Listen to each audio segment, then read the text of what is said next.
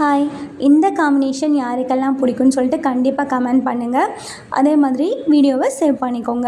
இது வந்து முருங்கைக்காய் உருளைக்கிழங்கு காம்பினேஷன் தாங்க.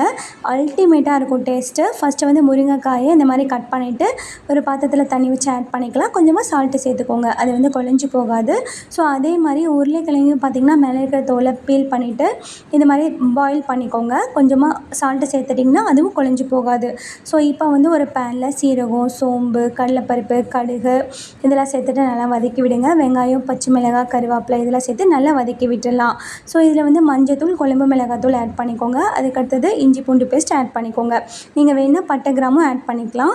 ஒரே ஒரு தக்காளி சேர்த்து நல்லா வதக்கி விட்டுருங்க. ஸோ அதுக்கப்புறம் லாஸ்ட்டாக நீங்கள் உருளைக்கிழங்கும் அதுக்கப்புறம் முருங்கைக்காயும் ஆட் பண்ணிக்கலாம். இது ஆல்ரெடி பாயில் ஆகிட்டதுனால இது லைட்டாக தண்ணி தெளித்து விட்டிங்கனாவே சூப்பராக வெந்து வந்துடும். அவ்வளோதான், நமக்கு வந்து பொரியல் ரெடி ஆகிடுச்சு. லாஸ்ட்டாக சால்ட்டு வந்து பார்த்துட்டு சேர்த்துக்கோங்க. அதுக்கப்புறம் வந்து கொத்தமல்லி தழை தூவி இறக்கிடலாம். ஸோ இந்த வீடியோ பிடிச்சிருந்தா கண்டிப்பாக ஃபாலோ பண்ணிக்கோங்க.